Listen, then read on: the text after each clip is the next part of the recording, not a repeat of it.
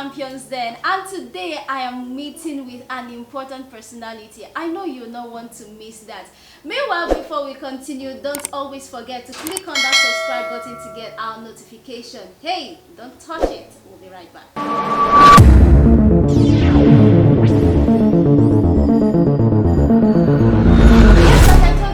That I'm meeting with an important personality. She is an evangelist and she was the former assistant general manager to the Union Bank of Nigeria. She is a philanthropist and she's also an author, and I'm meeting with evangelist Dupe Olayoku. It's really been a nice time meeting you. Thank you. Great place you have here, ma. Oh, thanks to God. Now, I am seeing a lot of books, so I will not argue that we are meeting with an author because it's obvious. I have quite a lot of books here with a bookshelf. So let me say, let's begin with the idea of being a philanthropist. You're actually a philanthropist, and people actually see every philanthropist to be a wealthy personality. So what actually led you to contribute to humanity? In the first instance, I'm not a wealthy personality. I only respond to whatever God asks me to do. And I got into humanity in 1992 when God asked me to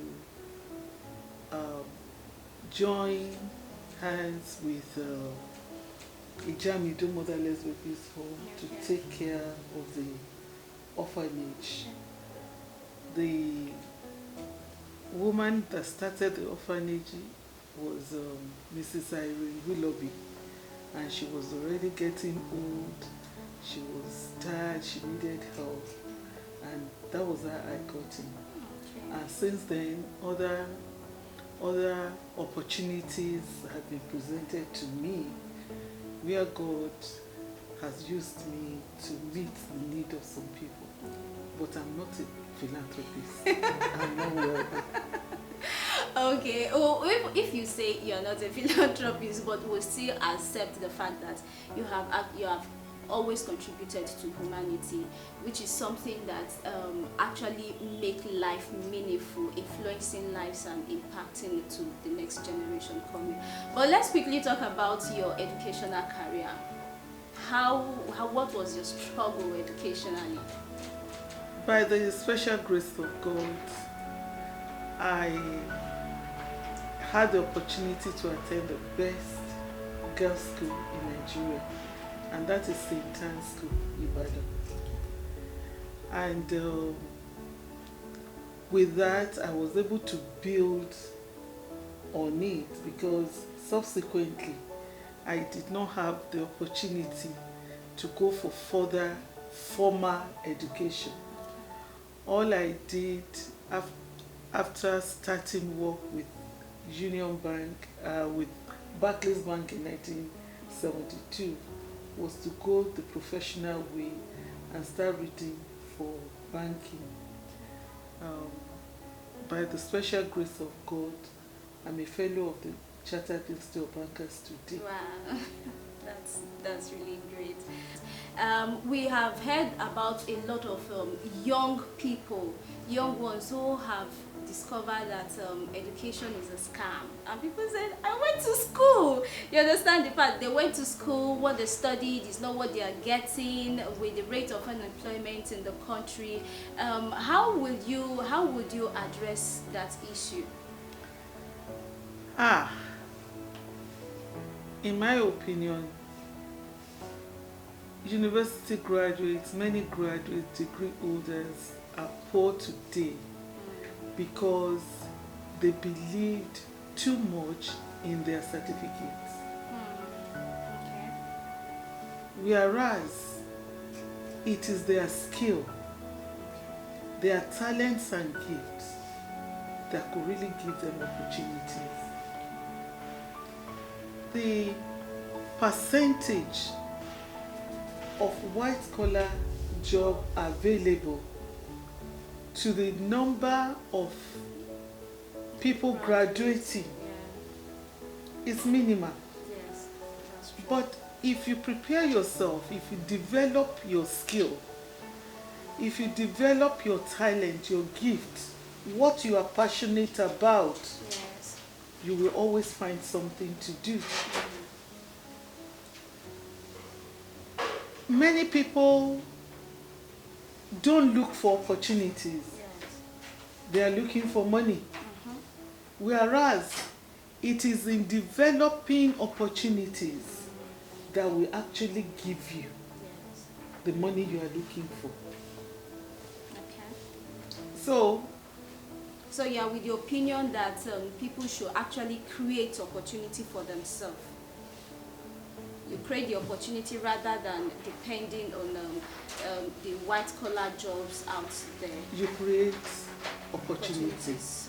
And you can only create that opportunity by developing yourself.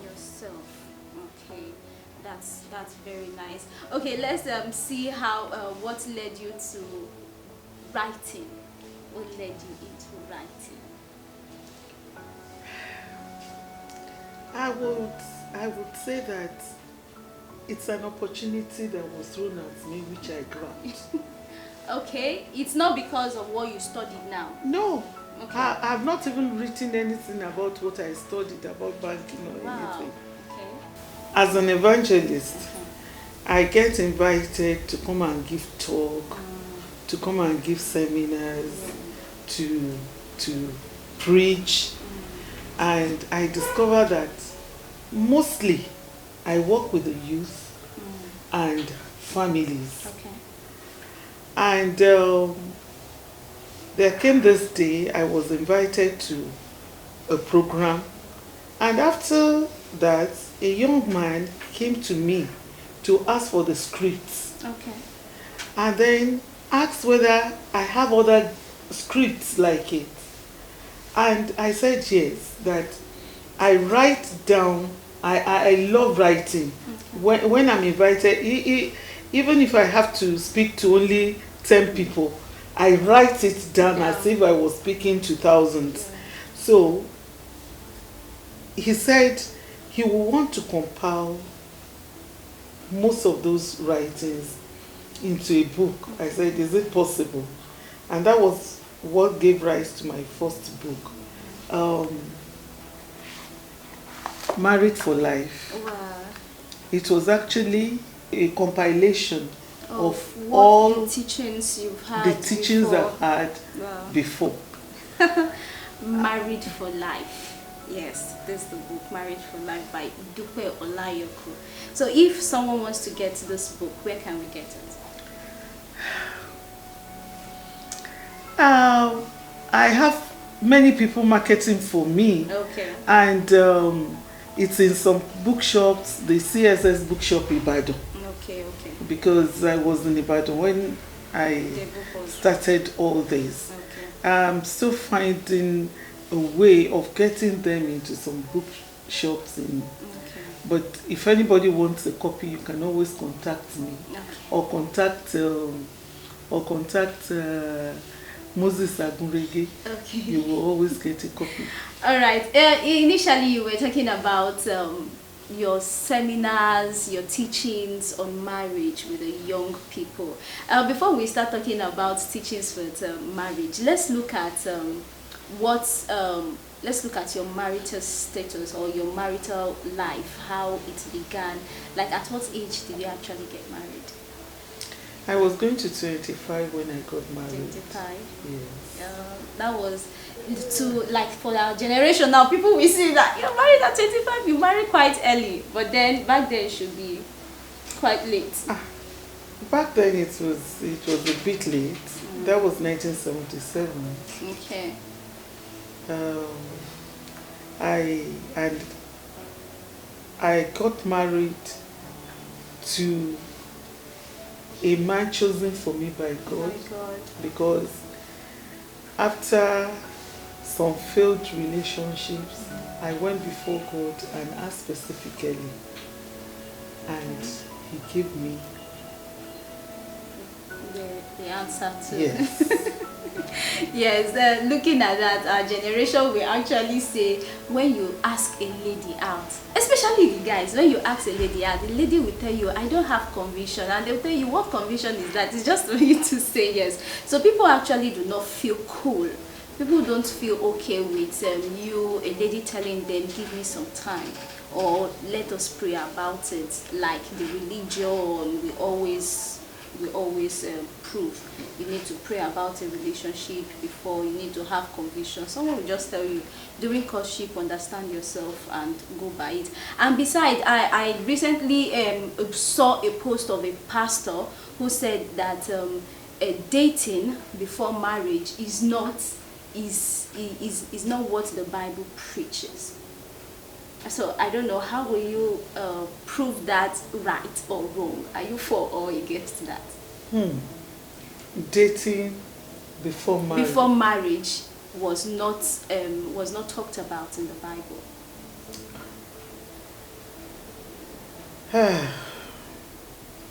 All I know is that, judging by my experience, Okay. what happened then is still happening now. No. That you get into a lot of hassle, a lot of things you should not get into by dating.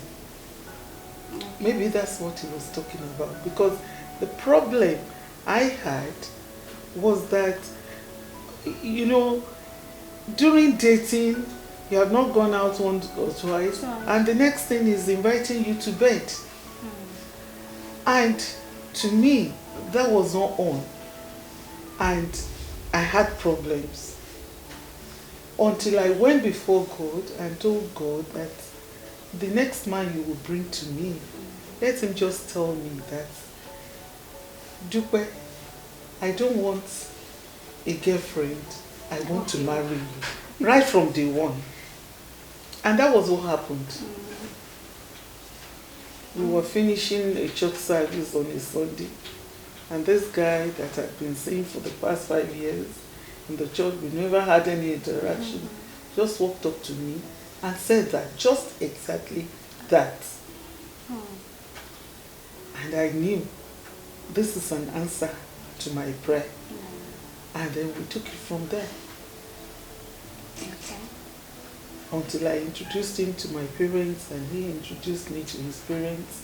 And the whole How many process, years? How many years or how long was the courtship? 8 months. Wow, 8 months. Yes. Because God had already spoken, he had already given me an Yes. answer, and there was no point for to prolong the matter again and get into trouble. 4 divided by 2. No remainder. Okay, yes, it's still the Champions Den, and I am here with Evangelist Dupe Olayoku. I hope you're learning a lot. We'll be back to give you more gist.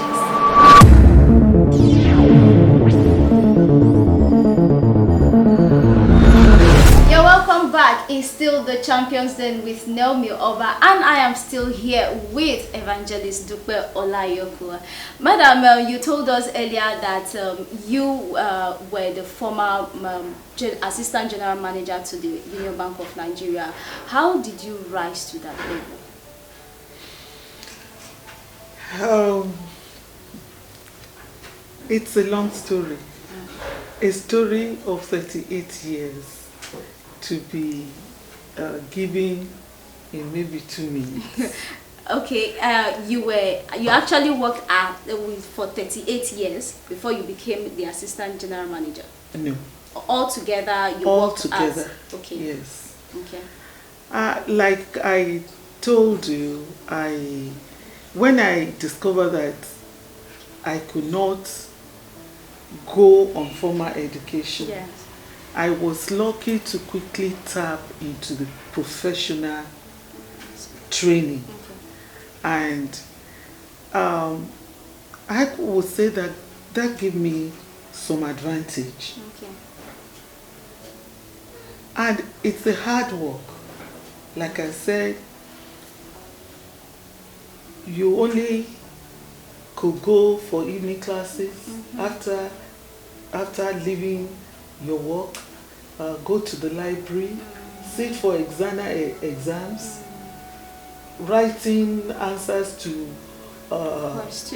questions that you don't know who has set it. You have no interface with the examiners, but to the glory of God, in those days it was writing 2 papers at a sitting. Okay. You sit many times for the exams before you finally pass the part 1. But I was lucky. I was able to enter for the part 1 in one sitting, the whole 5 papers, and I was able to clear the 5 papers at one sitting. Yes. So that gave me an edge in place of work, because, and the manager, the accountant in those days were still white. Okay. They took interest in me and encouraged me. One of the things that gave me a good advantage was when I joined the trainers for the band. And in all my career, I spent about 11 years in training on 2 occasions, and that really prepared me for whatever I'm doing today, because being a trainer, we were well trained both internally and overseas, and the promotions will come, challenges will come. I was just lucky that I didn't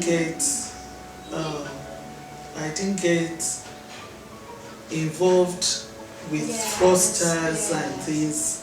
God really shielded me until I was able to retire. Okay, talking about the banking fraud. Very little people will actually see be exposed to money, and they won't. It's very few will get themselves exposed to this money, and they will not be tempted to. So, how were you able to cope seeing the money that nothing came to your mind at the point? Wow, this is a lot of money. It was never an issue. I came from a Christian background. I've been taught the sanctity of labor, and I knew that you can get to the top without being fraudulent. So it was never an issue. I was never tempted. Comparing a banking system then and the banking system now, are they different? The basics are the same. Okay. The basics are the same. If you're unfortunate to have a fraudulent person in the system, you're in trouble. So there is no difference. Diligence is the key word. You must be diligent in whatever you are doing. Looking at the aspect of you writing, look, if we have to compare our generation now, a lot of people are not interested in reading. Let's talk about reading in our present generation. People are not interested in reading. All they want is how to make money. So how has this kind of difficulty, where you find it difficult for people to read, and you are still passionate about writing for people to read, what can you say to our generation not being able to read? Readers are leaders. Personally, I'd always lost myself in reading. Getting a book to read is like an escape route for me. If I'm under serious challenge, or even if I'm happy, the next thing that will come to my mind, what can I read, is to read a book. Okay. Honestly, And because of that, when I was introduced to writing, I discovered that I could lose myself in it, you know, putting ideas down. I'm not able to devote as much time to writing as I would have loved, because as an evangelist, in care of the evangelical board of the Diocese of Awuri Anglican Communion, most of the time I'm on the road. I'm into village evangelism. I'm into all the nooks and corners of Awuri land. And to be able to write, you need to be settled, you need to have time. So that was why I was able to take advantage of this lockdown. I could not believe it that I started a book, immediately the lockdown started, and within 1 month I was able to complete it. Wow. The editing started for another 1 month, and it's going to come out by next week now. It's being published. Okay. I will not, I know not many people are reading, because the few that are reading are still able to say, Mama, we saw your book and I was able to gain this, I was able to gain that. And that is encouragement enough. Okay, what's the title of the book you are about to publish now? At such a time like this. At such a time like this. I'm really anticipating to read that.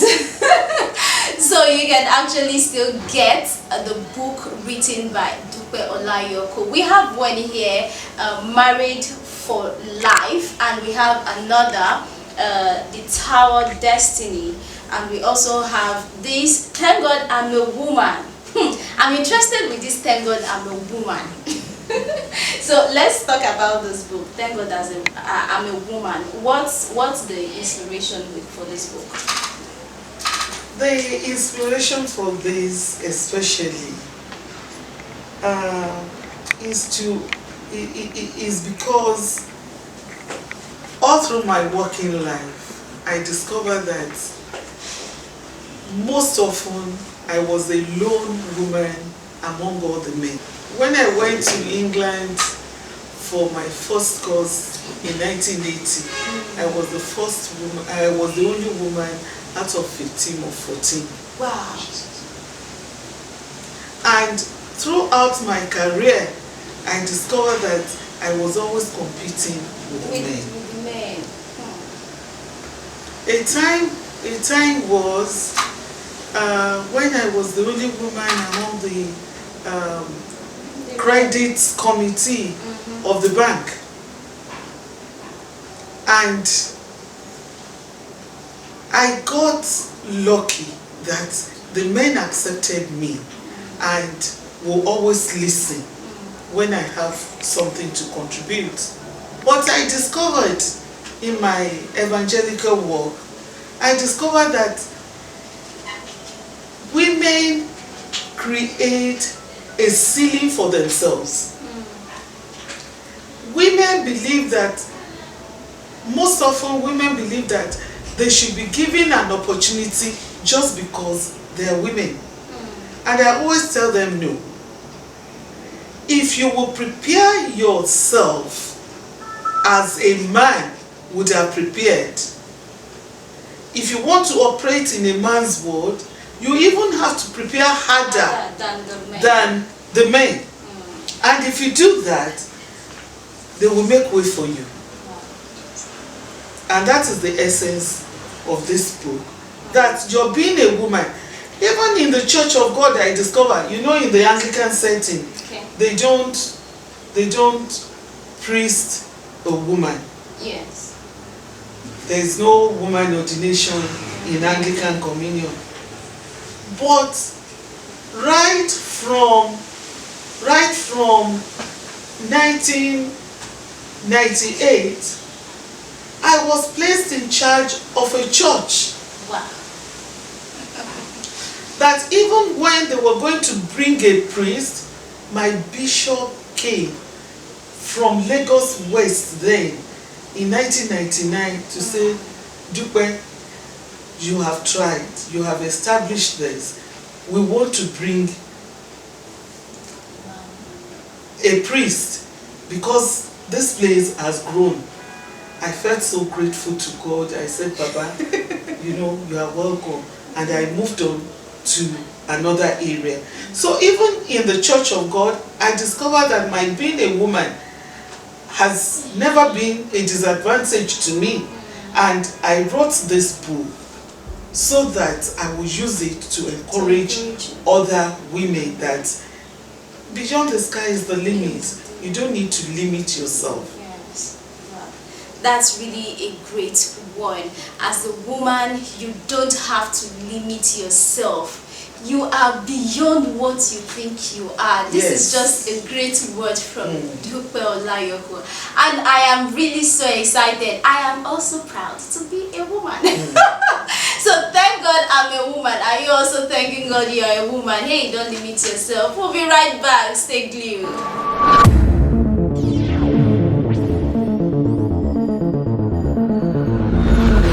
Yes, you're welcome back. Of course, we have been hanging out with Evangelist Dupe Olayoku, and she'll be telling us about being a woman. Are you proud being a woman? Like I am also proud being a woman.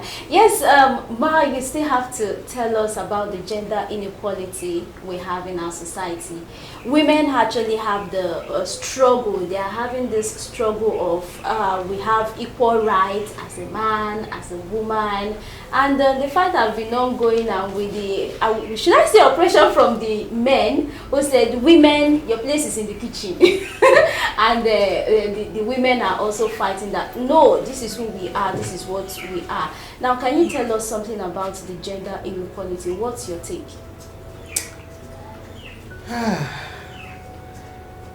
The gender inequality or gender equality, whichever way you look at it, has always been there, will always be there. Okay. And according to the plan of God, the man was created before the woman. And the woman was created for a specific purpose, to be a helpmate. When you accept who you are,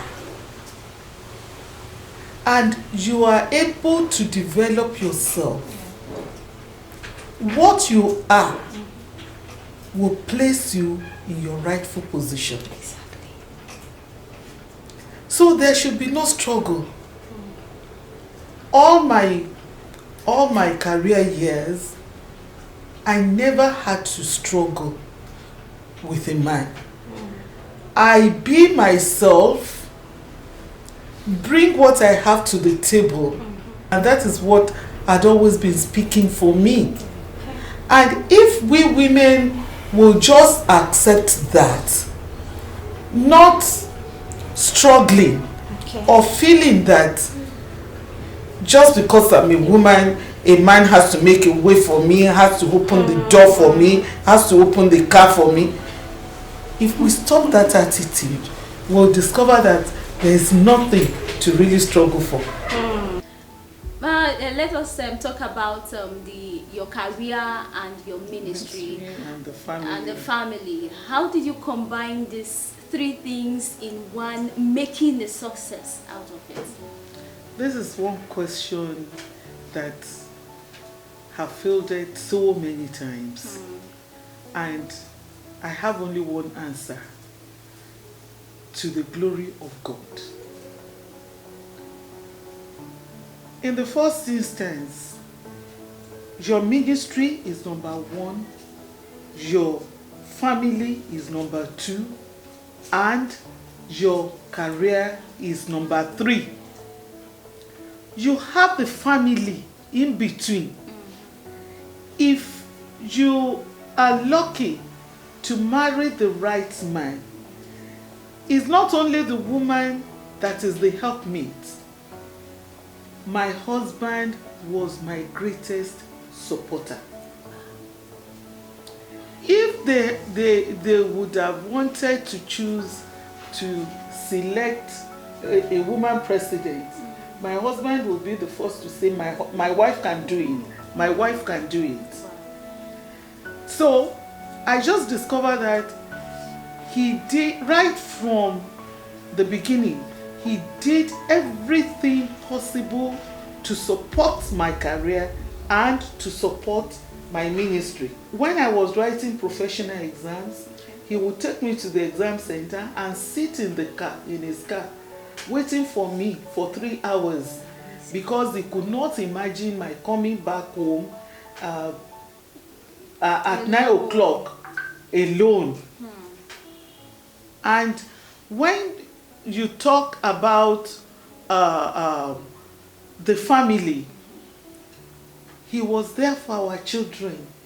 He never allowed them to feel my absence.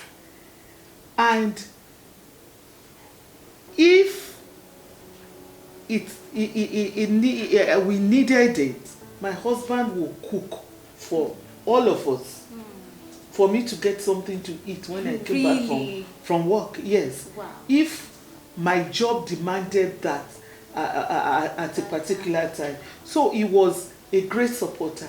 Then in the ministry, I gave many excuses for so long for not coming into the ministry until God in his mercy made me to see the light in March 1990, and I came into the ministry. This year I celebrated my 30 years in the ministry. Wow. And I have no regret. So with the help of God and with the active support of my husband when he was alive, I was able to combine the three without failing in any of them. That's really amazing. I hope a lot of people can actually learn from your story. But before you go, can you tell us what was your greatest challenge in building all of this together?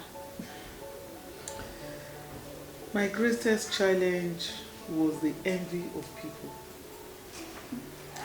Many people will see you, they feel that you are having it too good. They want to be like you without actually understanding your pains, without understanding your sacrifices. And that is what is killing the present day generation. They want to wear what their parents are wearing. They want to ride the same type of car. They want to live in duplexes without making the necessary sacrifice. There is a gestation period for everything. What you did not have at age 25 might not be because you are deprived. All those things might be for age 40, age 50. Therefore, I would tell the present day generation, farabale, keep calm. Calm down. Farabale, calm down, calm down. Yes. We are running as if there is no tomorrow. No matter how much you have, you want to build a story building, you cannot do it in 3 weeks. Need be, you must give your decking the whole of that 3 weeks to kill before you can put anything on it. Therefore, keep calm. Develop your skill. Develop your talent. Your talent is what you are born with.